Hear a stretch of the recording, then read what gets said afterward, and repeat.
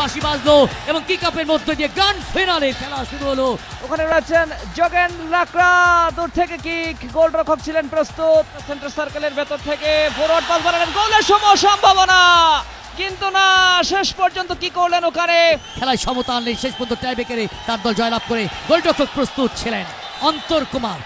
সাকিব হোসেন তিনি ক্লিয়ার করার চেষ্টা, দূর থেকে কিক, অল্পের জন্য নিয়ার পোস্টে টপ অ্যাঙ্গেলের উপর দিয়ে বল চলে যায়। অ্যাটাকিং কার্ডের ডান প্রান্ত থেকে তাকে বাধা, অসাধারণ ফল দিয়েছেন মেহেদী ইসলাম মনিকে, ডান পায়ে শট, উদ্দেশ্য রাজু দলীয় দিনার, পেনাল্টি বক্সে পেনাল্টি হয়ে যাবে, পেনাল্টি হলো না, ওখানে করালে বিপদ হতে সার্ভ করাবেন, কিক করলেন, গড়ানো কিক পায়ের তল দিয়ে, যখন প্লেয়াররা জাম্প করলো পেন্টেশন কিক, কিন্তু লক্ষ্যভ্রষ্ট। যে ধরনের অ্যাকশন রিপ্লে, প্রবীত কুমার নিখুঁত নিশানা ভেদি নিখুঁত শট নেওয়ার জন্য ফ্রি কিক, এক্ষেত্রে অবশ্য পেনাল্টির ভেতরে বাইসাইকেল কিক দেওয়ার একটা প্রচেষ্টা, গোলের সম্ভাবনা, কিন্তু না। সোনাদিঘি উচ্চ বিদ্যালয় শূন্য। প্রবীত কুমার আক্রমণে, এক্ষেত্রে অবশ্য বল পেয়েছেন আবু নুর ইউসুফ, যোগেন লাকড়া, এক্ষেত্রে অবশ্য গোলের সম্ভাবনা, কিন্তু না, এক্ষেত্রে বল পেয়েছেন যোগেন লাকড়া, দূর থেকে কিক, কিন্তু জোয়ার বিন কেশিম একের বাঁ প্রান্ত থেকে ডান পায়ে ডান দিকে সুইচ মিস করেছে, বল নিয়ে ঢুকছেন অত্যন্ত দ্রুত গতিতে, কিন্তু সোনাদিঘি উচ্চ বিদ্যালয় লম্বা করে ধরে পেনাল্টি বক্সের মধ্যে যোগেন লাকড়া লাফিয়ে উঠেছেন, হেড করলেন, এখনো আবার যোগেন লাকড়া, গোলের সম্ভাবনা, কিন্তু শেষ পর্যন্ত কিন্তু ball going in the clock. BF Shahin school and college শূন্য, সোনাদিঘি উচ্চ বিদ্যালয় শূন্য।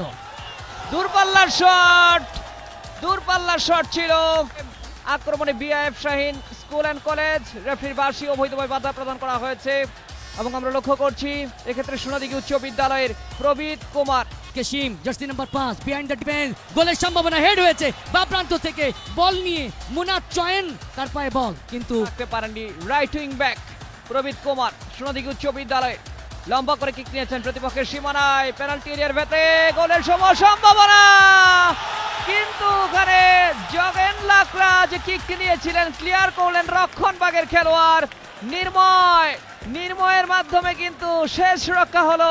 বিএফ শাহিন স্কুল অ্যান্ড কলেজের। অ্যাকশন রিপ্লে সুন্দরভাবে ডান পাশে ঠেলেছিলেন, কমন হয়েছিল, হেড হয়েছিল, গোলরক্ষকের সাথে কন্টাক্ট হয়েছিল, রক্ষণ ভাগ থেকে ছোট্ট করে সামনে বাড়ালেন, তা ওখানে যোগেন লাকড়া বাঁ পায়ে অনেক জোরালো আলতো শট, থামা খায়, আননেসেসারি কিক করলেন, পাশে 11 জনই খেলোয়াড় কিন্তু ঢাকা বিএফ শাইনি স্কুলে পেনাল্টি এবং হেড, এবং যে যোগেন লাকড়ার কথা বলছিলাম সেইখান থেকে অসাধারণ দক্ষতায় রক্ষণ ভাগ থেকে অ্যাকশন রিপ্লে, ওখানে প্রবীত কুমারের নিখুঁত ওই ফ্রি কিক, হেড মিস করলেন এবং সেই হেডে পাল্টা আক্রমণে ওখানে রয়েছেন কাশেম, ডান প্রান্ত দিয়ে গোলের সম্ভাবনা, গোল হতে পারে, কিন্তু না,